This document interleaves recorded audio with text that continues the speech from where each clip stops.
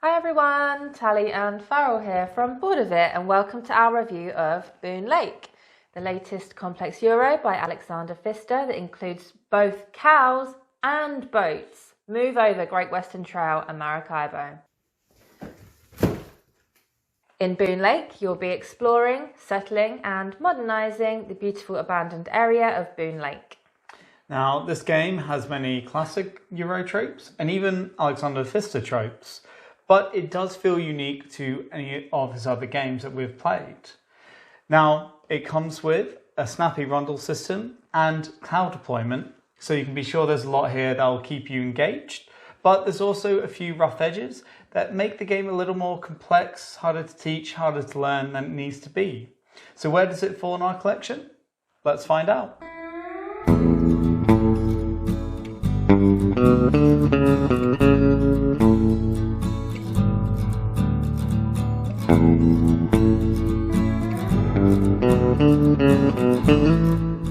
In Boonlake, on your turn, you'll take one of these action tiles and you'll work through it from left to right.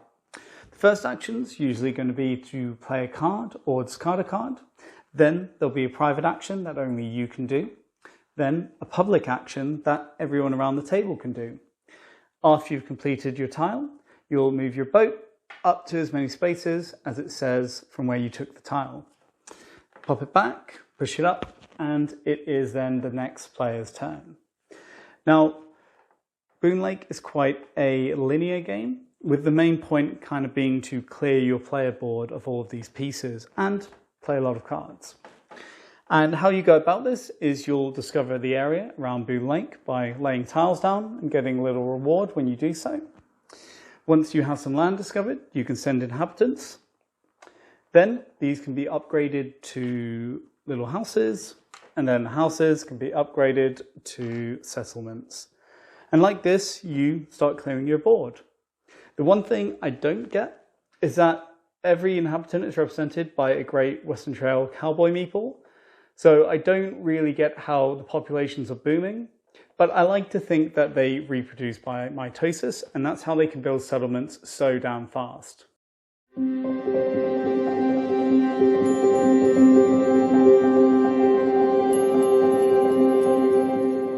You can also place cows on the main board on special pasture tiles, which will provide you with VP if they're placed next to settlements. Aside from this, you're going to be playing a lot of cards to get bonuses, move up tracks and score VP. As you move down the river, there'll be 4 interim scorings that are triggered, and each time you'll get coins and VP depending on where you are on the tracks and what you've taken off your player board.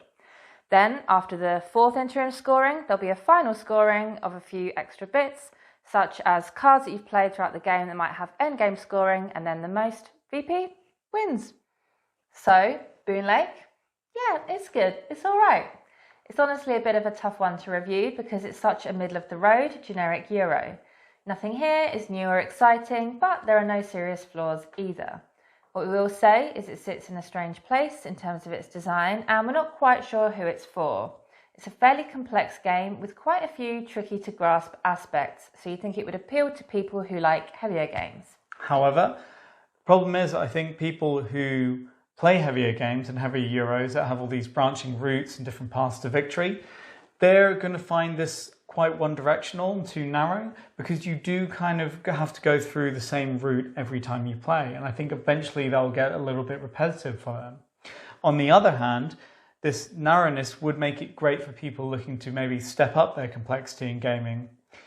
But there's a lot of weird kind of finicky concepts at the edge of this game, and there's a lot of symbology that is sure to throw off that type of player.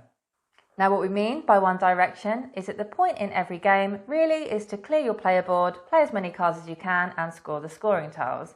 This is really the only route to go, and at the end of the game everyone else is also going to be in the same position, plus or minus a few played cards and buildings off the board.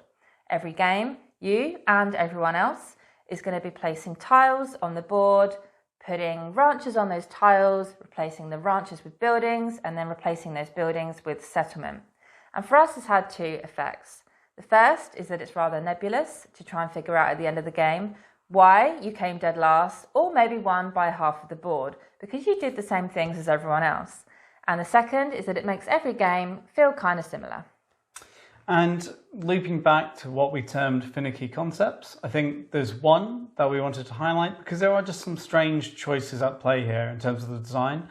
And the main one are these scoring tiles, because players pick them at the beginning of the game and they kind of had two halves, where the top half acts like a card that you can buy instead of buying a card, and you pay money and resources and it gives you goods and VP. And this bottom half is this objective that you have to meet at an interim scoring, but what objective you have to meet changes with each interim scoring, and there's different ones and you have different tokens, but you can only use them in specific interim scorings.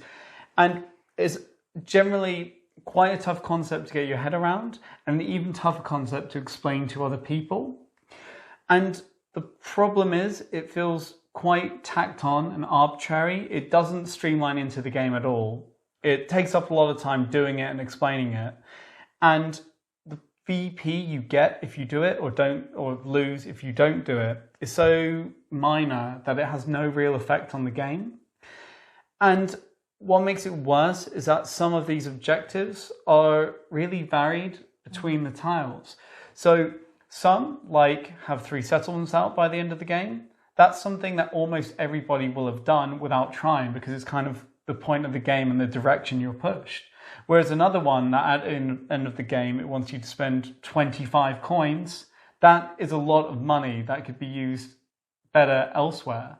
Another thing that we found strange is the inclusion of resources that you both spend when you use them, e.g. put them back in the supply, and resources that just kind of exist in the other and act as a prerequisite to playing something rather than something you spend. What we mean is that inhabitants, phases and money, when you use them, you put them back in the supply. But then you have 4 resources over here that are used to play cards, and these are not physical resources. They could only kind of exist on your board, and you never spend them, you just have them, and if you have them, you can play a card. And it kind of makes the game a little more confusing to have both these because they're at odds with each other. And we've recently been playing a lot of games with a friend's new partner, and she's new to the hobby, but she is incredibly astute at picking up new board games. And she's also a really good sounding board for what concepts are really tricky to get across, or the stumbling blocks in a game. And she really liked Boonlake, but the biggest issue she had in the entire game was the fact that you had this going on over here, but then you also had coins you spend, and she couldn't get why when she was playing a card she was spending these but not spending these, or what was going on with the boats moving around. And it just kind of further said to us that it is a little bit obtuse to have both of these concepts in one game when one or the other would have done. We think overall, it doesn't really help that the theme in Boonlake is rather loose, because it makes connecting all of these niggly elements more difficult, because there's no strong theme to understand why you might be doing something. Also, the fun mechanics kind of lose their luster due to the drabness of it all. This is definitely the kind of game where the theme comes secondary to the mechanics, and by having a stronger theme, it would really improve the whole game. I mean, the game is called Boonlake, but where is the lake on the map? Shouldn't it be called Boon River, since you spend the entire game travelling down the river? But it is important to note, for every weird element, there's another one that is excellently designed in Boonlake. The action tile system immediately springs to mind, because not only does it provide a wonderful rondel system, it also smartly keeps players engaged at all times. Not providing investment in other players' turns, particularly when they're not short and sharp, can be a real killer in a game. But here, by having the actions include another action that can be done by everyone, it keeps players invested in which tile each player is picking, and then thinking about what they can then do with that. Importantly, it never feels like it's not your turn, because often these actions allow you to do the main actions. And the actions are very cleverly done. Each one is simple to grasp, yet when connected to the wider game, they really open up your decisions and give you difficult dilemmas on how to spend your limited resources. Furthermore, because there's only 7 action tiles and they're part of a rondel system and you're always watching what other players are doing, Alexander Pfister does what he does best, which is aiding the understanding of a game through subtle repetition. Within a few turns, all new players will have seen all of the actions multiple times, and because there are 4 interim scorings, they will very quickly grasp what they need to do to generate victory points. And speaking of, one of our favourite aspects of Boonlake is the use of victory points as a sort of pseudo-currency. Because throughout the game, you're going to have opportunities to spend them in exchange for something else, be it 6 coins when you build, or perhaps you'll be able to get a settlement out for 1 inhabitant less. And as Tally says, you've got to speculate to accumulate. So it gives the game this real crunchy and risky aspect. But it also provides interesting gameplay experiences and strategies. In one game, we had a player who must have spent at least 40 victory points throughout the game, spent the entire game about half the board away from us and everyone else in victory points. And while they didn't win, they did come quite close. And they were mainly spending these victory points as a way to get settlements out in the same area. And this was allowing them to score a lot of points from cows. And I find that interesting because while they might have got that strategy a tiny bit flawed, they did generate more victory points than anyone else in the entire game, obviously. I just find that quite interesting, and it's just a mechanism I really enjoy. We also find the levers, which for some reason Farrell cannot stop calling levies, worth discussing. On the right hand side of your board, you have a bunch of spaces for which you can buy levers, which will provide you with alternate actions or bonuses when you're doing other actions. These are a really nice addition because by giving you these little boosts, they might allow you to do something that you wouldn't have otherwise been able to do. And the more you buy, the more endgame VP you get, so there's certainly incentive to buy them. Boonlake is for 2 to 4 players, but what player count you prefer it at will depend on how you like your euros. Because the size of the board doesn't change, at 2 players the board is much more open and there's much less pressure to be able to do what you want. Because really, you can do it all and get most of your production upgraded to level 2. The more players you add, the tighter and trickier it becomes. The board seems to shrink. There's a race to put the tiles on the spaces on the board that give you the upgraded production. You might not be able to take the action tile that you want or the space on the river that you were after. In particular, the cows scoring next to settlement mechanism gets much more spicy. Personally, we find it more interesting to play at 3 to 4 players, but it will really depend on how tight you like your gameplay. So, final thoughts. Boonlake is a fairly good game. It has a lot to like, some crunchy decisions to be made, and is excellent at keeping players engaged at all times. However, it has some elements which are overly complex without giving much back in return. It also sits in this weird space where a lot of the game is quite fiddly and it's on rails more or less every game.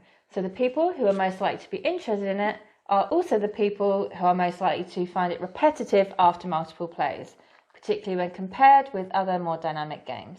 And the bottom line is that if you're interested in this game, if you're thinking about getting it, and you do get it, you're going to have a good time. It's a good game. Just, I think the biggest problem for us is that, hello Sven, is that we wouldn't recommend it over other games in our collection that occupy a similar space. I think the best way we can put it is that if this was one of the first Euros you'd played, or one of the first heavier Euros you'd played, you'd probably be blown away with it and have a great time. But if, like us, you've played a lot of Euros, everything here is what you've seen before, and because the theme isn't really there, there's nothing to grab onto to kind of keep you coming back to it, I think. Yeah. But that was our review of Boonlake. If you have any questions, feel free to ask us. And if you haven't subscribed, it would mean a lot to us if you'd subscribe, because the dogs are writing, because they want subs. And thank you for watching, most of all, and see you next time. Bye.